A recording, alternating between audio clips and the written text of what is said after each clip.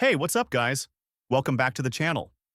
So today we're talking about Elio, Pixar's long-delayed space adventure that's finally coming out later this year.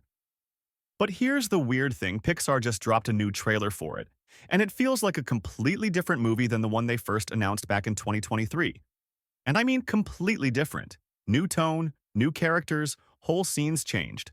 So what the heck happened to this movie? Let's get into it. Alright, so when Elio was first teased a couple years ago, it looked like Pixar was doing something really out of the box.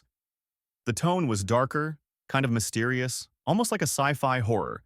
It honestly had people curious if Pixar was about to take a bigger swing than usual. Now, fast forward to the latest trailer, and it's just not that movie anymore. Everything feels lighter, funnier, and way more in line with the usual Pixar vibe. And that's not necessarily a bad thing, but it's a huge shift. One of the biggest changes? The character Grigon. In the original teaser, he was kind of this weird alien dude with chaotic comic relief energy. He talked about destroying Earth and eating his parents, but in a funny way. He was supposed to be Elio's buddy, like a guide through the whole space adventure. Now, he's Lord Grigon, and he's literally building some kind of giant war machine and conquering planets. Dude went full villain. And the funny alien role? That's been passed down to his son, Gordon, this little slug creature who's all jokes, and becomes Elio's new best friend. That's a wild character switch. And speaking of changes, Elio himself? Completely different character arc. In the first version, he was scared out of his mind when he got abducted. He's literally getting sucked into a spaceship screaming, "No thank you." But in the new trailer, he's just out here talking to the stars like, "Hey aliens, come get me." He wants to go. So instead of a scared kid accidentally pulled into a crazy situation, we've now got a kid who's actively trying to escape Earth and find his place out there. It changes the whole emotional core of the story. So why did all this change? Apparently, a ton of stuff was happening behind the scenes.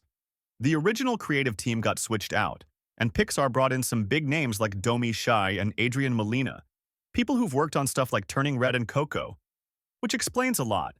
They definitely brought in a more heartfelt, family-friendly tone. The creepy, bold sci-fi vibe? Gone. Now it's all about friendship, belonging, and finding your purpose. Classic Pixar stuff. Now here's the big question, is the new Elio still worth watching? Honestly, it could still be good. The visuals look great, the new characters seem fun, and if you love that Pixar charm, it's probably still going to hit you in the feels. But I'm not going to lie, part of me is a little disappointed. That original version looked like Pixar was finally doing something risky, something weird. And now it feels like they pulled back. Still, I'll definitely be checking it out.